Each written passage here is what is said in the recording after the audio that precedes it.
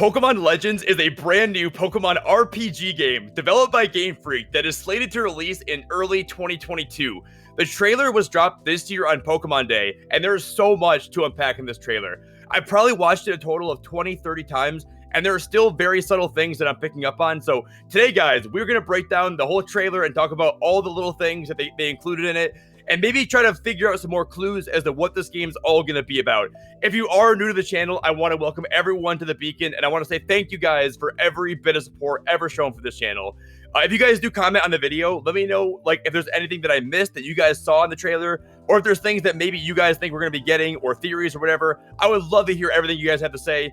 Let's just hop into it, and thank you guys so much for watching. This is a tale from a long, long time ago. So right away, guys, they're letting us know this game is not happening anytime close to when Pokemon is set right now.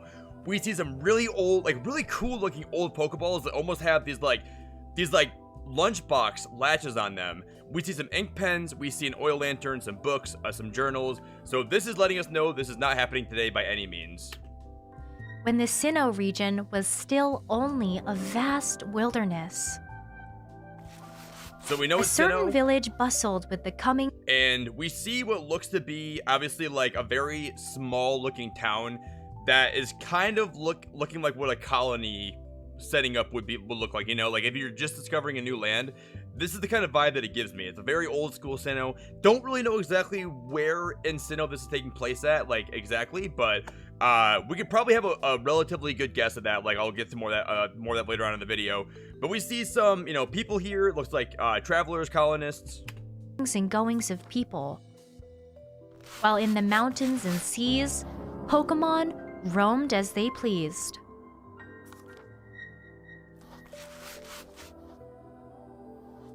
So yeah, even the starter Pokemon of this region are wild Pokemon. There's no starters that have been taken out of their natural habitat to be given to trainers. Pretty much trainers and the idea of being a trainer and facing gyms they're non-existent in this game. So there's no trainers, there's no gyms apparently.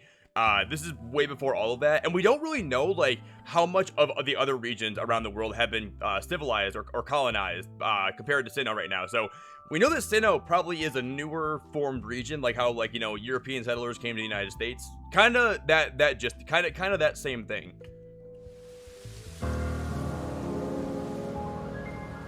And now we see the graphics, and they look absolutely amazing. A lot of people are comparing this to Zelda Breath of the Wild.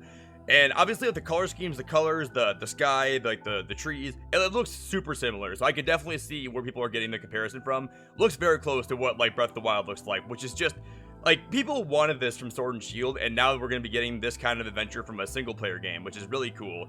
As of right now, it is pretty much confirmed that this is going to be a single player game unless they add multiplayer to it later on.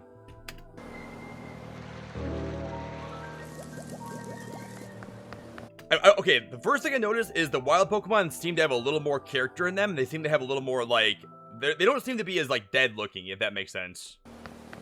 And okay, I noticed this right away, but if you look, the houses in the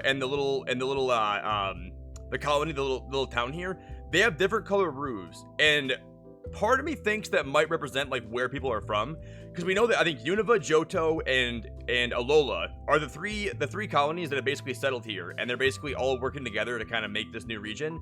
So I almost wonder if the houses on the roofs represent where the people have came from and where they migrated from, which could be a stretch, but I don't know that for sure, obviously. But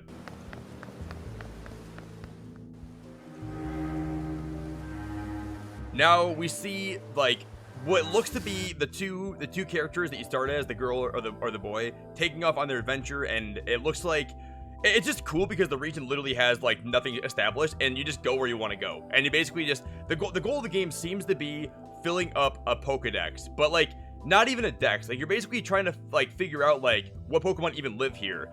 And we don't really know if there's going to be some ancient Pokemon that live here, or if they're all going to be Pokemon that are of current Sinnoh, because there could be Pokemon that existed before that maybe have died out since when the new Sinnoh games have launched. So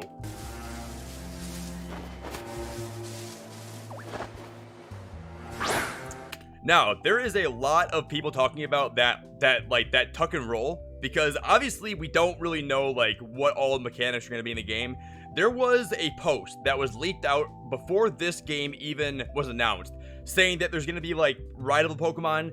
You can have Pokemon that can scale cliffs for you. You can have, if you look at like right below me, guys, this picture was leaked out online where it shows like a rideable Pokemon, a Pokemon scaling a cliff, a Pokemon soaring. Like if you know Breath of the Wild, like when you soar on your glider. So essentially, there's going to be potentially that aspect.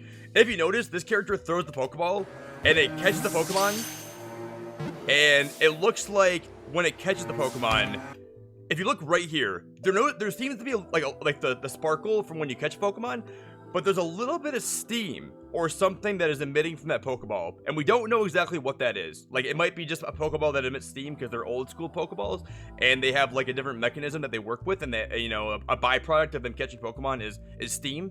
We don't really know, but it looks very cool.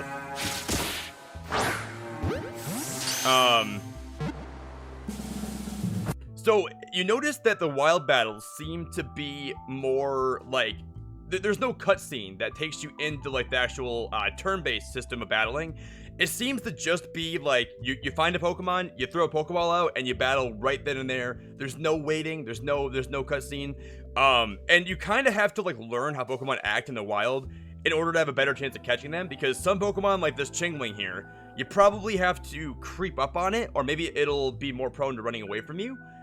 We don't really know yet, but that seems to be the whole idea of why this trainer is kind of like very, very carefully approaching the Chimek or the Chingling.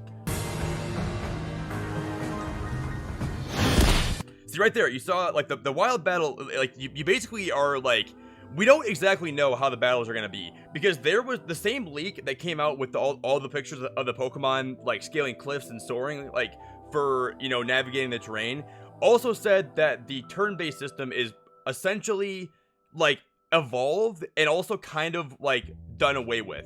So it looks like we're going to be having more of like a seamless battle system where like you can maybe, like if you have a fast Pokemon and it speeds a very high stat, you can maybe attack more than like 1 or 2 times before the opposing Pokemon, if it's slower, can even attack you 1 time essentially. See, we notice Piplup, Chimchar, all the starters that are still literally in the wild, just sort of like they're just like basically existing in the wild, and the battle system looks absolutely fantastic. And I don't exactly know how the level scaling is going to be working, because we don't exactly know like if Pokemon have the same levels, if they're gonna have abilities anymore. I would imagine in this kind of style of a game, we probably won't be getting like abilities in Pokemon, and I think a lot of it's just going to be based on like just attack stats and defense stats and that kind of stuff, and speed stats, and abilities might not be existing in this game. We saw a Pikachu in a Turtwig in the background in this picture.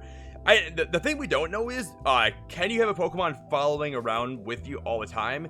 Or is it just when you battle and when you're trying to like scale cliffs or trying to navigate terrain? We don't really know that. And also, like in a traditional RPG, we don't really know if there's like boss battles. Like, I mean, most RPGs have boss battles, and I would imagine that like there's gonna be a final boss in this game, like most RPGs have. We don't really know if that's going to be in this kind of a game or not. We don't really know.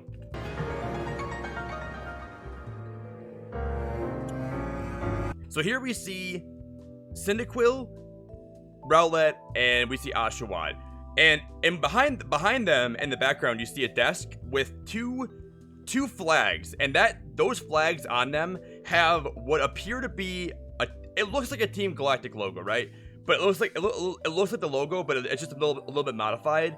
And if you look very closely at the logo, this is what I saw online recently. You can almost make out a U for Unova, a J for Johto, and an A for Alola, which potentially could mean like those 3 regions found this region.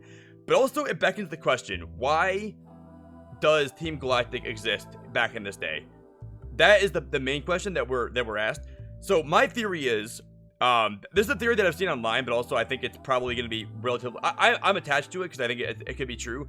What if in the end of Diamond and Pearl, when Cyrus basically was transported away somewhere, what if Cyrus was taken back in time, and Cyrus is the first professor in this region? And that's why we don't see him in the trailer. And when the game starts and we see Cyrus as the first person that basically gives you your Pokemon to start with, what if Cyrus is the professor and this game is the actual conclusion to the Diamond and Pearl storyline, but it's in 3D, and I think it could be the best way to have this game. Like, maybe Cyrus has some, sinister plans of going back in time and then restarting Sinnoh and trying to be the guy that actually, this is the best way. Like, instead of changing Sinnoh and Diamond and Pearl, why not just go back to the very start of Sinnoh and have, like, your hand and basically, like, create the region without having anybody try to stop you, essentially.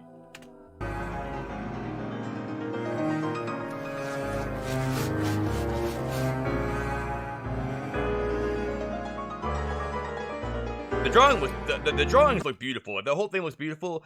We notice on the side we get a little bit of a better picture of the Pokeball, and that latch on there looks like a locker or like a lunchbox latch. I can't get over that, really, to be honest.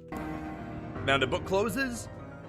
We see the Sinnoh region, Mount Coronet, and it looks like, obviously, like, this is like an island that has never been. It's literally like newfound land. Like, people have just discovered it, essentially. So.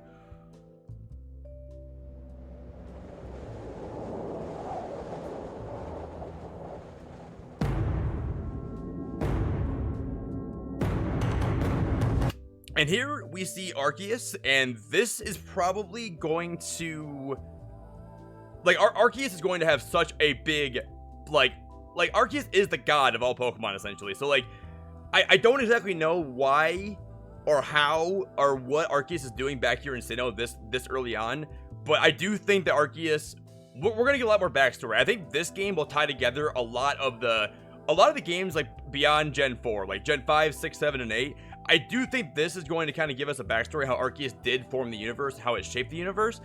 And I do think in some way, shape, or form, Cyrus will be back in this game. And whether he's the professor, whether he's not, I think we're going to have a lot more information as to whether or not what's going to be happening. So, guys, thank you so much for watching. I really appreciate it. Arceus is such...